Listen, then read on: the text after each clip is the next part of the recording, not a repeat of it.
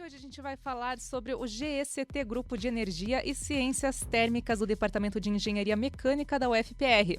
A gente já falou aqui com o professor André Mariano sobre o NP10, hoje vamos falar sobre o GECT, que desde a sua formação o grupo vem desenvolvendo pesquisa científica e consultoria nas áreas de engenharia térmica, termodinâmica, engenharia biomédica e fenômenos de transporte. Sim, isso tudo com engenharia mecânica. Particularmente, o grupo tem desenvolvido a ferramenta de simulação numérica com ajuste e validação de resultados através de mediações experimentais para projeto, otimização e desenvolvimento de novos produtos. Entendeu tudo?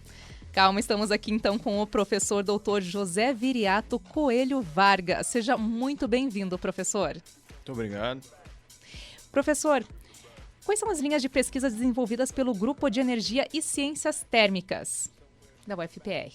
Bem, a minha formação básica é em engenharia mecânica e eu sou especialista em transferência de calor e termodinâmica, né? Então, em função da comunidade científica no terceiro milênio, agora a partir do ano 2000, né, ter definido como o problema número 1 da humanidade ser a questão de energia, né? Nós entendemos que essa seria a grande área para nós trabalharmos em pesquisa científica. E decidimos, a partir de então, desde aí a primeira década do século, trabalhar com energia. Mais especificamente, energias renováveis. São aquelas que não poluem, não é? Ou seja, não derivadas do petróleo. Tá? O Brasil é pioneiro nessa área, não é? Com o etanol. E nós trabalhamos aí na busca de soluções de energia para o mundo, né? Não sei se respondi, mas... Sim, mas é fundamental para os dias de hoje, né? E não só meio ambiente, também sustentabilidade, como também lidando com também super interdisciplinar, né? Porque do Departamento de Engenharia Mecânica, que é onde é esse grupo de energia e ciências térmicas, também atuando na área de ciências médicas, também biológicas, ou em relação, por exemplo, ao projeto baseado no diagnóstico por imagem infravermelha para análise e triagem de tumores de mamas. Como que ele funciona, professor? Veja, a gente trabalha na grande área de energia, então, basicamente, a gente pode dizer que poderíamos trabalhar em qualquer coisa. Por quê? Tudo que funciona, inclusive nós estamos conversando aqui, por quê? Porque milhões de reações estão acontecendo no nosso organismo com liberação de energia para que a gente possa conversar, possa falar, e tudo no mundo, no universo, acontece em função de energia. Essa área de engenharia biomédica e basicamente o uso da imagem infravermelha na medicina, ela visa justamente através da captação da energia emitida pela superfície da pele do indivíduo, vê a possibilidade de fazer um diagnóstico. A ferramenta de infravermelho ela é muito bem sucedida em engenharia já há muito tempo, desde a Segunda Guerra Mundial, e industrialmente na detecção de problemas em processos industriais, porque de uma forma concreta ela dava resultados e continua dando resultados. Mas em medicina, apesar de ter se iniciado a tentativa na década de 50 do século passado, até hoje não havia surgido uma metodologia concreta para o diagnóstico a partir da imagem infravermelha, apesar de se saber que era possível. A diferença é que na engenharia as temperaturas são muito mais altas, 800 graus, uma caldeira, 1000 graus, e em comparação com o ambiente que está a 25 graus, é uma grande diferença de temperatura e o instrumento mostra isso claramente pela radiação emitida. Um vazamento que ocorra numa tubulação, por exemplo, aparece imediatamente. Sim. No entanto, na superfície da pele, espera-se que, por exemplo, num tumor de mama, uma região muito mais vascularizada no tumor, que são as células degeneradas, elas requerem mais fluxo sanguíneo. No entanto, o aumento de temperatura não é dessa ordem que você vê num sistema de engenharia. Ele aumenta aí coisa de alguns graus, então a temperatura da superfície do corpo vai ter uma diferença de temperatura em relação ao ambiente não maior do que 10 graus, por exemplo, né? Então a detecção fica mais complicada, mais difícil, mais sutil. E aí era preciso uma metodologia concreta. E nós trabalhamos bastante nisso nos últimos anos e achamos que com os trabalhos desenvolvidos conseguimos chegar a algumas boas conclusões.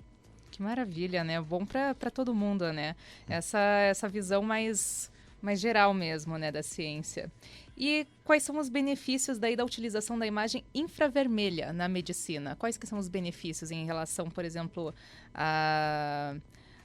em relação aos outros diagnósticos por imagem? Os métodos tradicionais, muito bem colocado. Excelente pergunta. Os métodos tradicionais são, por exemplo, o mais conhecido de todas as mulheres é a mamografia, né? Não é? A mamografia, ela é no mínimo, pode-se dizer, desconfortável, não é verdade? Então, a mamografia, quando a mulher vai ao consultório, ela tem que colocar o seu seio num aparelho que causa até uma certa dor e um desconforto, né? E o diagnóstico é feito como indicativo, em termos de uma sigla chamada BIRADS, e é feito de uma maneira a indicar ou não a necessidade de uma biópsia para constatar se um crescimento é maligno ou benigno, não é? Sim. Então, mas mesmo a mamografia, ela apresenta um certo percentual de falhas, né? Como todo exame, né? Da mamografia está da ordem aí de 80% a 90%, né? E então nós queríamos saber se o infravermelho seria capaz de fazer frente a esse tipo de metodologia. E aí desenvolvemos um trabalho junto a 100 voluntárias que não tinham queixas, não é? E essas 100 voluntárias foram analisadas por imagem infravermelha, ou seja, uma câmara, pura e simplesmente, não invasivo, ou seja, comparado com mamografia, que também não é não invasivo, com a vantagem de não precisar sequer encostar no seio da paciente. Então, essas 100 voluntárias, elas tiraram imagens infravermelhas, como se tira uma foto, não é, só para você entenda, não é? Então, a câmera detecta o campo de radiação emitida pela superfície da pele e mostra isso numa fotografia que é submetida, então, à análise, né? E com isso, com essas voluntárias, nós determinamos o que seria normal, a faixa de normalidade de um campo de temperaturas por imagem infravermelha. E com essas 100 voluntárias, determinando a faixa de normalidade, nós comparamos com outras 47, agora pacientes já pré-diagnosticadas por biópsia no hospital e com tumor maligno, se o método seria capaz de detectar. E aí apresentou 96% de sucesso. Olha. Significa que o método tem uma boa perspectiva de aplicação e com a grande vantagem de não apresentar desconforto para o paciente. Sim, maior exatidão também. E, inclusive, foi o trabalho da doutoranda Kelly também? Sim, é o trabalho do doutorado da nossa aluna Kelly Moraes. Sim. E um trabalho desenvolvido no Hospital de Clínicas da Universidade Federal do Paraná, com um projeto aprovado pelo Comitê de Ética, com concordância de todos os participantes, todos os voluntários e de todas as pacientes também com diagnóstico de tumor de mama. Que maravilha. E quais são as outras pesquisas científicas que estão sendo desenvolvidas pelo Grupo de Energia e Ciências Térmicas? Nós estamos desenvolvendo uma série de alternativas possíveis para o contexto da energia mundial. Acreditamos que estamos na vanguarda com a pesquisa de microalgas, da possibilidade do uso de microalgas, que são organismos abundantes na superfície da Terra, a base da cadeia alimentar, são os responsáveis pela limpeza da atmosfera, são elas que fixam o CO2, são elas que são nos oceanos o pulmão da atmosfera e não a Amazônia, não é? Como erradamente se costuma dizer. Então, elas que fazem fotossíntese e fixam o CO2 em excesso na atmosfera e liberam oxigênio. São elas que foram responsáveis pelo surgimento da vida multicelular na nossa Terra, lá 3 bilhões de anos atrás. Então, são os organismos mais bem-sucedidos e continuam vivos até hoje, quiçá vão permanecer ainda muito depois que a nossa espécie desapareça, né? Mais do que as baratas até. Mais do que as baratas, são organismos unicelulares. E com a biomassa delas, elas têm aí a possibilidade, são biomassa basicamente que se faz da fotossíntese e a glicose. E da glicose se derivam todas as outras substâncias necessárias à vida, não é? E também para biocombustíveis, para manter a vida com conforto como nós desfrutamos hoje, né? Ou seja, gerar energia de uma forma... E sem gerar danos, né? Sem gerar danos, porque são organismos renováveis, né? Eles se reproduzem e o carbono, o CO2 produzido na combustão desses combustíveis está dentro do ciclo do carbono, não é um carbono que vem lá das profundezas e que transforma a atmosfera da Terra numa atmosfera que causa o efeito estufa e o aquecimento global, né?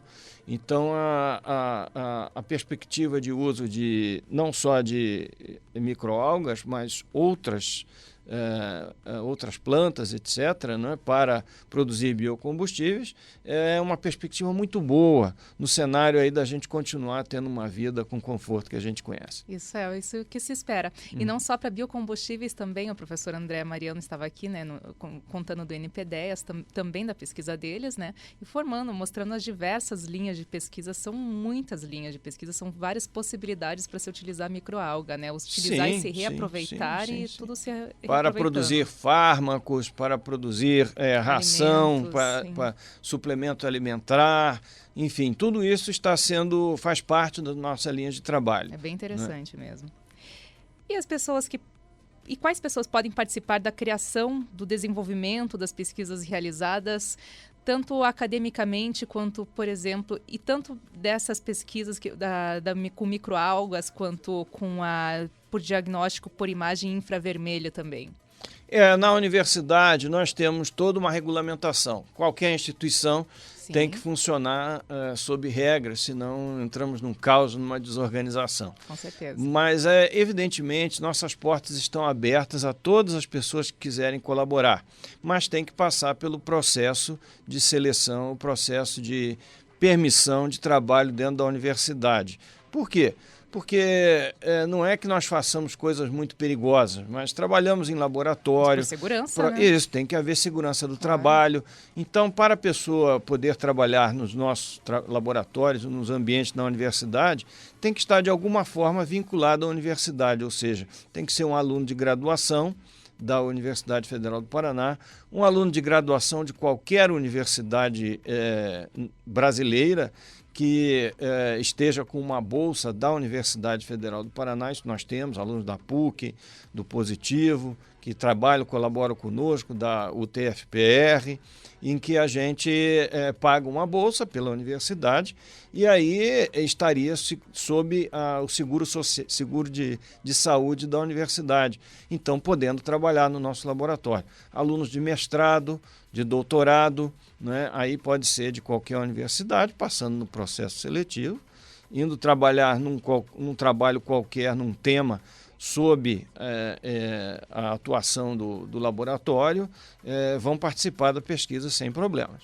E de diversas áreas, né? E de diversas áreas de estudos, qualquer formação, não é preciso ser especificamente engenheiro, tudo é complementar, porque a pesquisa essencialmente é multidisciplinar, não é? Exatamente. Hoje não existe nada que se faça somente com conhecimento de uma área.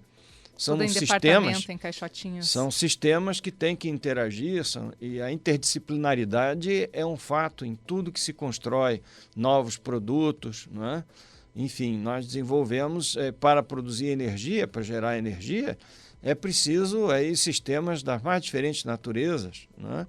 Então, células de combustível, como a gente trabalha, são áreas diferentes atuando, materiais, eletroquímica, inclusive aí na área do infravermelho e medicina, conhecimentos na área médica são muito bem-vindos. No crescimento de microalgas, a biologia é fundamental para a gente saber, entender como a espécie se reproduz, como que nós podemos aumentar a produtividade dos sistemas e por aí vai. Isso aí. E, bom, quem quiser entrar em contato com o grupo de energia e ciências térmicas, academicamente ou não, empresas, às vezes, algum empresário, alguém da área de medicina? Sim, empresas têm entrado em contato, nós trabalhamos com empresas financiando nossas pesquisas, tais como, posso falar o nome aqui? São pessoas que investem, né? Pode. Então, a Nilco Tecnologia Limitada, aqui sediada no Paraná, né? É uma empresa nacional com grande visão de pesquisa científica que nos apoia já há vários anos, né? E participa desse projeto das microalgas. Temos patentes internacionais, patentes nacionais do desenvolvimento desses sistemas com a Nilco, né? A PSA Peugeot, que se interessou pela produção de biodiesel nas nossas unidades, nós somos talvez a única unidade no mundo que produz microalgas sem injeção de CO2 de combustível fóssil, né, de origem fóssil. Nós usamos o CO2 somente que vem do ar, né? Nós injetamos ar nos fotobioreatores com tecnologia desenvolvida na Universidade Federal do Paraná e, com isso, produzimos biomassa em quantidade suficiente para fazer as nossas pesquisas. Quer dizer, isso é a característica única da nossa instituição, do nosso trabalho, e que chamou a atenção da PSA Peugeot e, por esse fato, eles resolveram investir no nosso trabalho. Que bom, há uma luz no fim do túnel, nem só de petróleo, né? Viveremos para sim, frente. eles têm lá na Europa uma legislação que os obriga no médio para longo prazo, ter biodiesel e combustíveis renováveis ou de outra natureza, né, que venham a substituir os combustíveis fósseis de hoje, né? Então a PSA Peugeot, como as outras empresas lá automotivas na Europa, estão atuando nessas áreas. Não sei o que as outras fazem, mas a PSA Peugeot a gente sabe um pouco. Isso aí. E o site do departamento, né, de mecânica, perdão, de engenharia mecânica da UFPR é o demec.ufpr.br. Dentro desse site está lá o link do GECT, também Grupo de Energia e Ciências Térmicas. Exatamente. Muito obrigada. Então, eu conversei aqui com o professor doutor José Viriato Coelho Vargas. Professor, qual é o telefone do grupo? Da Secretaria do NPDEAS é 3361-3432, aqui na área de Curitiba, né? Tá ok. Se alguém está com alguma dúvida de contato, também mande o WhatsApp para cá no 9999, agora mais um 90113. Muito obrigada, então, professor. Muito obrigada por ter vindo aqui e parabéns pelas linhas de pesquisas aí, bem bacanas. Eu que agradeço e sucesso aí para a rádio e para todo mundo que está escutando aqui a gente conversar hoje. Muito obrigada.